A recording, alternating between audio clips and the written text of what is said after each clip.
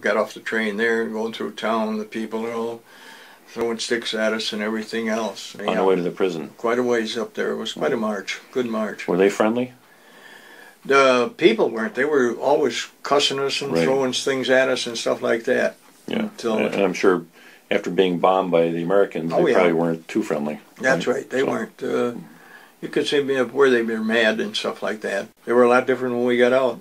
Right. When we went through town going to the airport then, American. Yeah. They were a lot different. So you get to the prison, and this is Stalag Luft 1 in North Germany. Yeah. And what happens?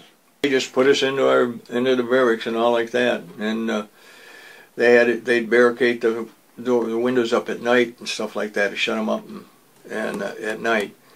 And they was, I don't know exactly how many. You probably know more than I do there with what you found out. Mm-hmm.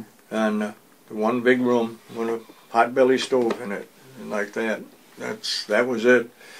And then, but again, as I said, we had sports equipment from YMCA they'd send there, but the Germans used to steal half of the parcels we got for food parcels we got, and in the kitchen there they made rutabaga soup, and that's why rutabaga soup. You probably won't eat that today, would you? If you had that today? No, I tell them I have no terms or anything else. I mean, I said I've had it. And, but like that, it was like that, and we just kept doing things that they couldn't understand how we could play sports and like that while our country was at war and stuff. Right. And we that really upset them, didn't it? Oh, it did. It did. They couldn't understand that. Mm-hmm. And we'd go air raids. We used to go out and cheer when the bombers come over because they had a flak school right next to us, and then it got so the Germans. So the flak would shoot. Yeah. Then. So you knew there was an air raid going on just from that. Well, our planes knew that we were there, and they knew that their school was not too far away from us, like, say, maybe up the turnpike up there. Well, they was trying to bomb the school? They'd try to bomb that anti-flak, air flak, Did they flak hit it? school. Did they ever hit it?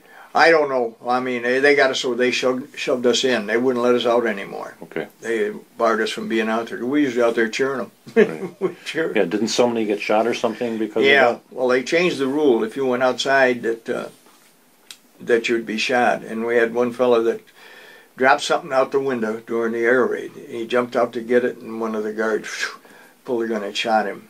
And then no questions asked. No questions asked. And the guard that was moved. Or he probably wasn't too happy with that. He was moved up towards the Russian front at that time, see.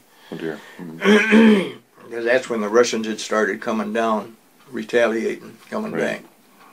And so what was your daily life there? I mean, same type of thing? Was it more military? You would get up? Well, they get us up most of the time. They get us up in the middle of the night to search our barracks. Because we had a map in there, like the little hall area. We had a big map there. Right.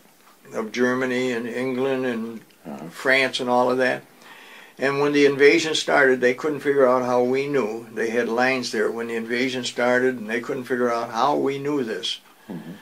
Well, I found out I was actually in the same room where they had the radio, but I didn't know where it was, and I didn't want to know where it was, see, because they were all trying to find out where the radio was. Right. And by the radio, you mean somebody had actually made a radio? They did. They'd fixed up something in there so that they had a radio there, and they knew everything that was going on and just where everything was. Yeah, I understand it was in your building. In the building, and I've got pictures I'll show you at some point of that radio. Yeah. Apparently the antennas were actually screwdrivers stuck in the wall, and he used that as the antennae or whatever. And he had a wire system, pretty elaborate wire system in there with a solenoid or whatever he used for a radio.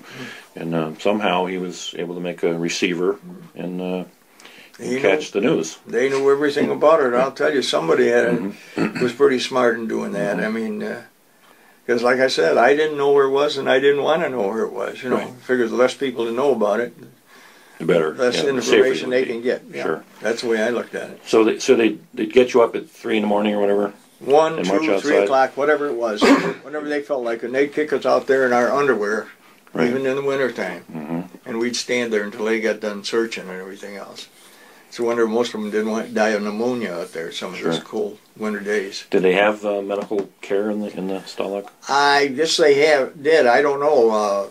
Must have, because I know some guys that got sick and they took them out and I don't know where they went and stuff like that. They did come back though.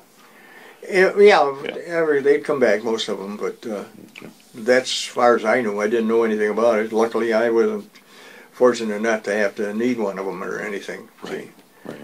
But you mentioned the YMCA; they were very supportive. Oh, very. They sent the equipment, sporting equipment. So what sports did you play there? Did you play sports? Oh yeah, we had softball teams, we had touch football teams, and everything else. And in fact, I think there was some great running back from Duke University was there.